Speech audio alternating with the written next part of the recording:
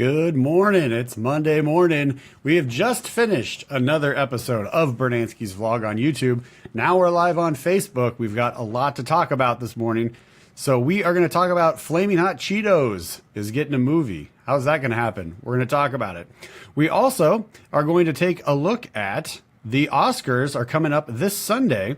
And we're going to take a look at some of my predictions on who I think could win or what movies could win. And we've got the website pulled up here, so we'll go through that as well. We're going to take a look at the weekend box office because there are still big things happening as far as the weekend is concerned. We're also going to take a look at a new streaming service that is going to offer a lot of options for people who like movies, for all you cinephiles out there who are watching this show live, or if you watch it on the replay on YouTube. Either way, thank you so much.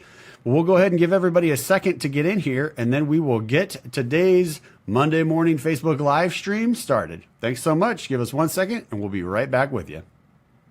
Good morning. Good morning. Good morning. It is Saturday morning. This is Brunansky's Vlog. Good morning. It's Monday morning. Hey, what's up, everybody? It's Jeremy Brunansky with Brunansky's Vlog. I've got my iced tea. I've got my iced tea. I've got my iced tea here. We've got the box office report from this weekend. And let's go ahead and take a look at one news story then that dropped this morning. We are live right now. We are going to cover Friday's box office. So for this weekend's box office, on these Facebook Live sessions, we do like to cover the weekend box office. So what does that mean? That means that this is pretty impressive, as you'll hear in a minute. And I'm not going to give any spoilers, so don't worry. In theory, that film should have done gangbusters. This movie is so much fun. I think the rewatchability factor is super high. Wow, this was actually a fun time. I'm on board. Sign me up. Game over. If you're watching this on replay, thank you. All right, let's just get into it. Number 5, number 4, and number 3, number 2, and number 1. All right, we're back. I'm Jeremy Brunansky. This is Brunansky's Vlog. We're live on Facebook. Thank you guys so much for joining us today. If you just finished watching the brand new episode of Brunansky's Vlog on YouTube, thank you so much for that as well. Just at the top of the show here, we talked about all the different things that we're going to cover on today's episode. So let's go ahead and just recap that in case you missed it. So we're going to go ahead and take a look at Flaming Hot Cheetos is getting a movie. How's that going to work? We're about to talk about it. The weekend box office, still big things happening as far as our movie-going experience at the theaters are concerned. We're also going to talk about how there's a new streaming service, or newer streaming service, that's about to expand and provide even more options for us. As cinephiles, people who love to watch movies, especially if you like to watch movies at home and you're trying to move away from physical media, even though I don't know why you would, because owning DVDs and Blu-rays is awesome. But if you want to move more towards streaming service, there's a new, well, not new, but newer option going to be available for everybody. And then we're going to take a look at some Oscar predictions as well, because we have the Oscars this Sunday. So we're going to take a look at who I think could be a winner, or what film could be a winner. So we'll go ahead and take a look at that. But before we do all that, make sure, just real quick, let's get the commercial portion out of the way. Make sure that you guys have clicked subscribe on the YouTube channel. If you're watching this right now live, thank you so much. If you're watching it on replay, thank you as well. We're trying to get to 100 subscribers on YouTube. We're at about 95 right now, so we need 5 more. Count them, 5. So if you haven't clicked subscribe yet, please head over to the YouTube page, click that subscribe button, and then hit the bell so you get the notifications once new content drops.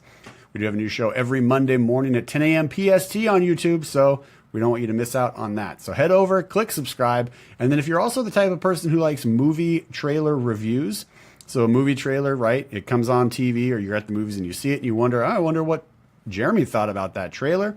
I do all my trailer reviews on the Stardust app, so head over and download the Stardust app on your iPhone or whatever, and go ahead and check us out there. Again, that's Brunansky's Vlog on Stardust. We have, I have over 81 trailer, or I have 81 trailer reviews on there right now.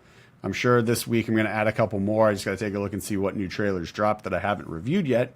But right now there's 81 reviews on there, so go ahead and check those out and click the follow or subscribe button on Stardust as well. All right, so let's get into the weekend box office. What were you seeing? What did I see? What is going on? All of this money is involved with the weekend box office. Let's take a look at it. So we go on this show from number 5 to number 1, and then we kind of analyze what that could mean as far as what everybody is seeing in theaters. So let's take a look at it. So coming in at number 5 this weekend, we had 50 Shades Freed at $6,915,000. Coming in at number 4 is Annihilation at $11 million. Number 3 is Peter Rabbit at $12,545,000. Number 2 is Game Night at $16,600,000. And number 1, Black Panther, no surprise there, $108,046,000. Boom. Black Panther continues to dominate the box office. No one's really surprised about that. However, it is nice to see that, from week 1 to week 2, you usually have a pretty substantial dip, right? So anywhere from 30 to 50%. If the movie's really bad, you could see over 50%. But Black Panther had a 46% dip, so not too bad there from week 1 to week 2. Also, it scored the second highest weekend ever behind Star Wars The Force Awakens. Not really surprised there either, because Star Wars The Force Awakens, that had a lot of momentum behind it because everybody was riding that emotional wave. I'm sure you did. I know I did. When that little clip came on the trailer where Han Solo walks in, he goes, "Chewie, we're home on the Millennium Falcon." I was like, I'm there. Opening night. Let's go. Let's just get it into the theater right now. So, it had that emotional wave, right? We were all happy that it felt like Star Wars was back. So, and I thought it was a good movie. So it's no surprise that, it made a ton of money its second weekend as well. Black Panther, same thing. There's a lot of emotional high for this film. The film itself also delivered. It was a really good movie. So why wouldn't it have a really good, strong second week? So no surprise. Really glad it only had a 46% dip. I think that's pretty good. I'm surprised it is as high as 46, but it's still under 50%. So I still think that's good. But I still encourage people to get out and see Black Panther. If you have not seen it yet, definitely check it out. All right, let's take a look at the other ones here. Annihilation, coming in at number 4. It was number 3 on Friday's box office. It was ahead of Peter Rabbit, and then the weekend happened, and Peter Rabbit and Annihilation switched places between number 3 and number 4. So a little surprise there that Annihilation took a hit. I mean, it's not surprising that Peter Rabbit did as well because it's a fun movie and it's a family movie. So families are going to get out to see the movies on the weekends, right? So no surprise that Peter Rabbit did well, but I am surprised to see that Annihilation did drop down to 4 because I thought Annihilation was really good. As you just heard on the spoiler review on this morning's brand new episode. Now, if you haven't watched this morning's brand new episode, you can go ahead and head over to YouTube and check it out. I give spoiler reviews for Game Night as well as Annihilation. Or if you don't want spoilers, you can go back and watch Saturday's Facebook Live because I give non-spoiler reviews for both of those films there. But I really enjoyed Annihilation. I think it was another great film by Garland. He did Ex Machina, which I really, really love. I've got that back there on the shelf. I'm looking forward to owning Annihilation. There were some things in it where I was like, get rid of it. But otherwise, really solid film. And it continues to look at the philosophical side of like what it means to be alive, what it means to create life, etc. So really, really good. But I am surprised it dropped from number 3 to number 4. Not surprised that Peter Rabbit's still in the game. I am surprised that 50 Shades Freed is still in the top 5 because it dropped approximately 503 theaters.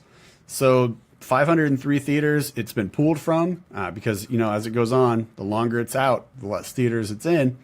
So to see it still in the top 5 with over 500 theater drop, I mean, that says something about the fan base for this franchise. So to everybody that likes the 50 Shades franchise, job well done getting out and supporting your movie. And then Game Night, again, as you just heard on this morning's brand new episode, I really enjoyed Game Night.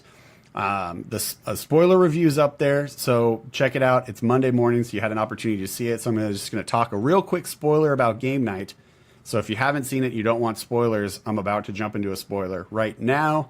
And I'm going to give you, I'll wave at the camera like this when the spoiler review is done, so that you can turn the sound back on. But I'm going to give you 5 seconds to hit the mute button. So 5, 4, 3, 2, 1, spoilers. So I really enjoyed the story in a story aspect of Game Night. So, the premise that, they have this night that they all get together and play games. It's disrupted when Jason Bateman's brother comes in and he has like an actual like whodunit mystery kidnapping thing, kind of like a dinner theater, right? And it turns out to be a real thing. So it's like a game night within a game night within real life.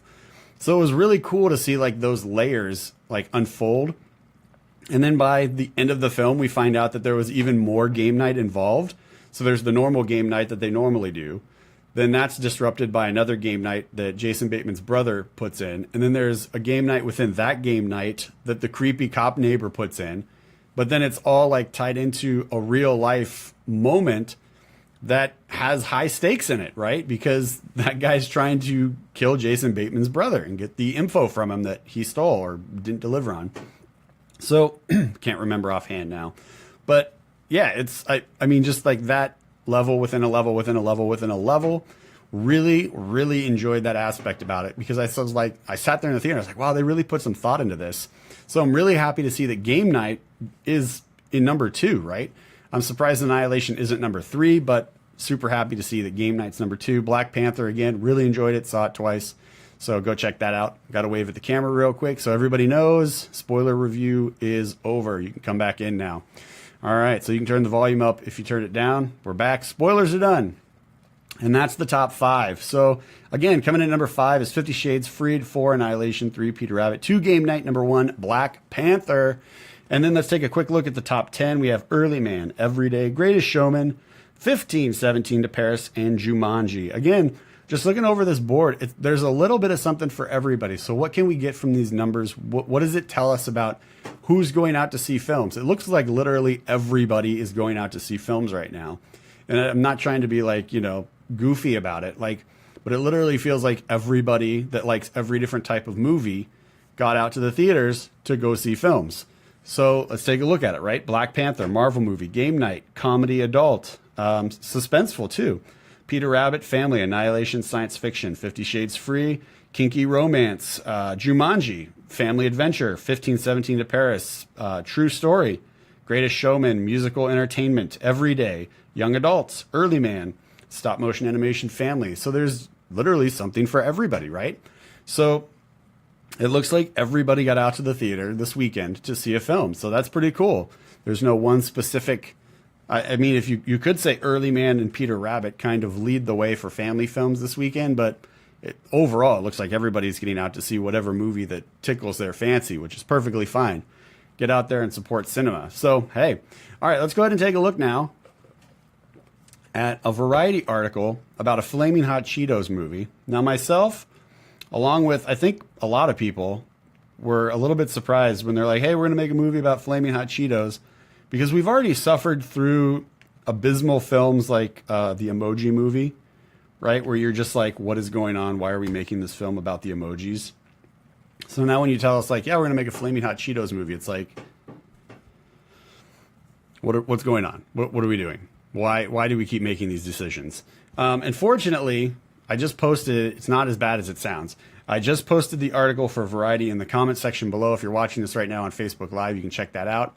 If you're watching this on the YouTube replay, just go ahead and expand the description box and you'll be able to click that link there and it'll take you right to the article so you can read it while we talk about it.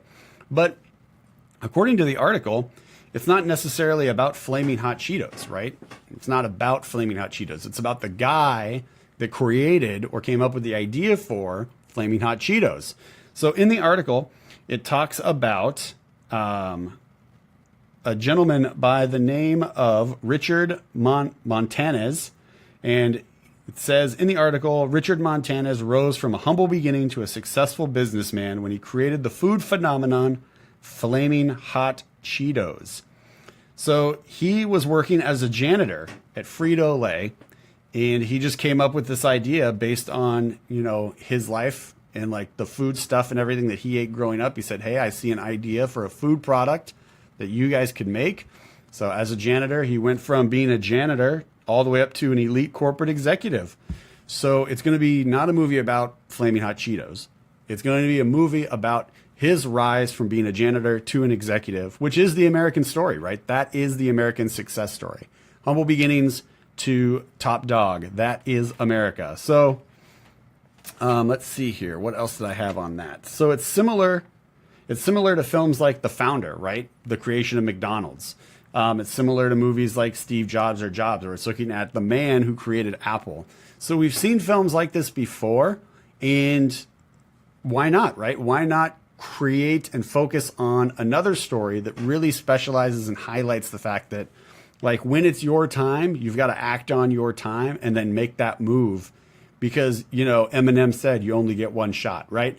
So this is it. Boom. There it is. Now we got this film coming up about this guy who was a janitor and is now an elite corporate executive, and how he came up with the idea for Flaming Hot Cheetos, which has pretty much taken America by storm. I know my nieces and nephews like Flaming Hot Cheetos.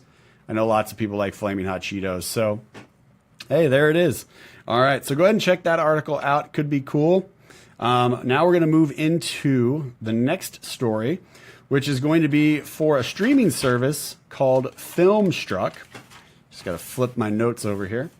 Filmstruck is a streaming service. So if you're the type of person that likes to watch movies online and you prefer digital over physical, right? If you're not the type of person who goes to used bookstores and picks up those DVDs and those Blu-rays for cheap because you can get them used, and you would just rather stream it, this might be a service for you if you are a cinephile. So I'm going to copy the link for Filmstruck here into the note or comment section. I'll also go ahead and throw it in the description box below for everybody that's watching this on YouTube replay. And then I'm going to go ahead and throw the article down as well, because the article is coming from The Hollywood Reporter. And The Hollywood Reporter is talking about how they are actually getting a couple new options as far as what you can stream, right? They have their normal service. Then there's 3 tiers to their service for streaming, right? So you can pay, if you go to the website, you can take a look at the pricing and plans.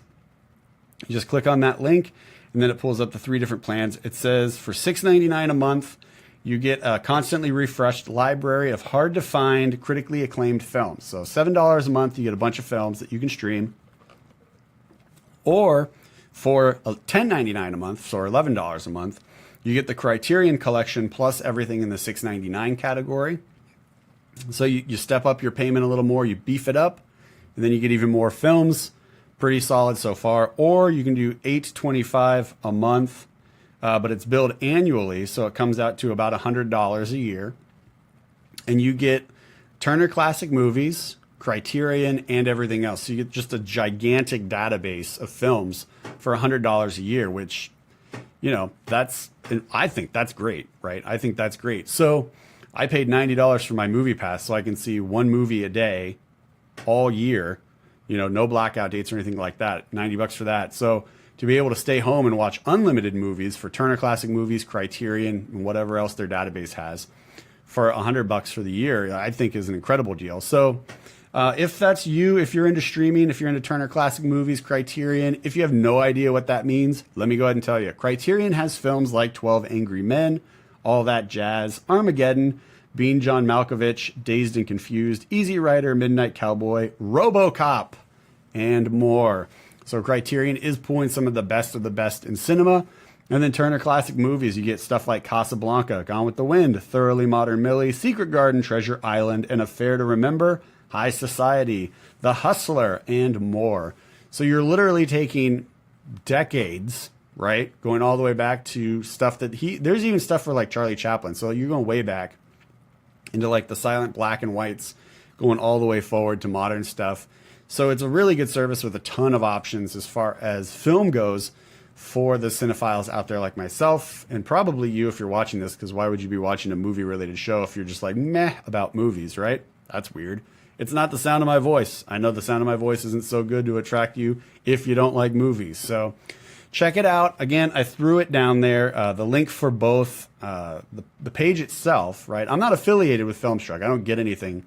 There's no money coming to me from Filmstruck. I just saw this article and I was like, that's pretty dope, and I wanted to share it. So check that out. And again, if you want more on like what's happening with it, I also put the Hollywood Reporter article down there so you can check it out as well.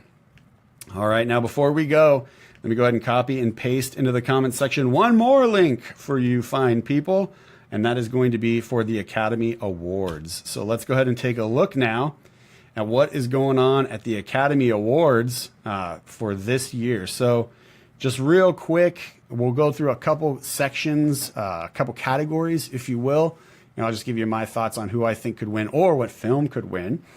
So we have actor in a leading role, Timothée Chalamet for Call Me By Your Name, Daniel Day-Lewis, Phantom Thread, Daniel Kaluuya for Get Out, Gary Oldman for Darkest Hour, Denzel Washington for Roman J. Israel Esquire. I still think Gary Oldman is going to win this. I could be wrong. It could be Daniel Day-Lewis for Phantom Thread. Both of these guys really immerse themselves in their characters. They're 100% believable in their characters. There's a consistent delivery across the board from beginning to end with what this character is on screen and who we get to watch them, like, not become, but like who we get to watch them interact with and how they stay consistent throughout the entire film. Really good stuff. If you haven't seen Phantom Thread, I don't know what you're doing with your life. Watch Phantom Thread. It's amazing. Haven't seen Call Me By Your Name. Can't speak to Timothée Chalamet's performance. Let's see here. Actress in a leading role, Sally Hawkins for The Shape of Water, Frances McDormand for 3 Billboards, Margot Robbie for I, Tonya, Saoirse Ronan for Lady Bird, Meryl Streep for The Post. Now, I would not be surprised at all. I pretty much think this category is a lock. I think Frances McDormand is just going to walk away with this, and I think it's just going to be a non-surprise. I think everyone's expecting her to win. However, I do believe there's a possibility that Sally Hawkins could win for A Shape of Water because she was absolutely wonderful in her role, right? She's a mute in the film, so she's got to deliver all of this emotional energy, all of this performance without being able to talk, and it's just incredible. She is just one of the best things that hit film this past year. I loved her performance in Shape of Water. So I would not at all be surprised if there's an upset and Frances McDormand doesn't win, because I think Sally Hawkins could get this as well. All right, so let's move down to animated feature film. We got Boss Baby, The Breadwinner, Coco, Ferdinand, and Loving Vincent. I am wildly surprised that Ferdinand made it into Best Animated Feature Film. I didn't see it, but surprised. I think this one is pretty much a no-brainer. I think Coco is going to walk away with this. I could be surprised. It could be Boss Baby if I think there's a competitor.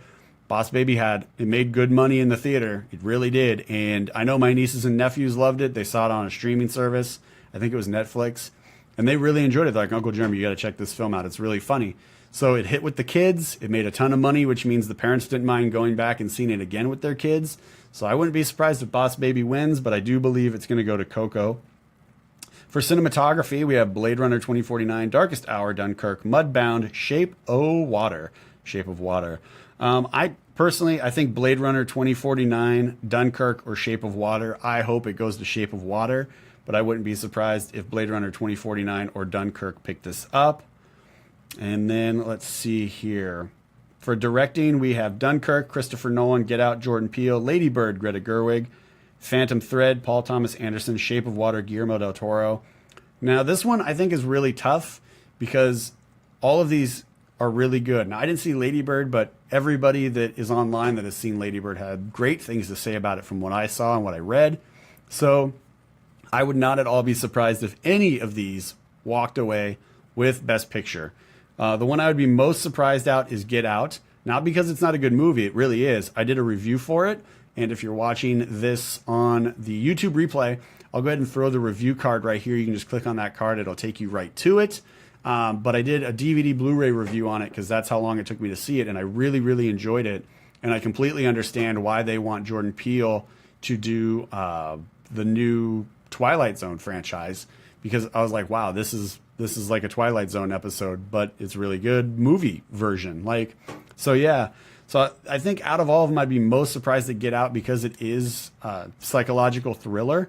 So, to see a psychological thriller win Best Picture would surprise me. But again, it's not because the movie's not good. It is a really good movie. It's just because it's a psychological thriller and competing with Christopher Nolan and Paul Thomas Anderson in Shape of Water, Guillermo del Toro.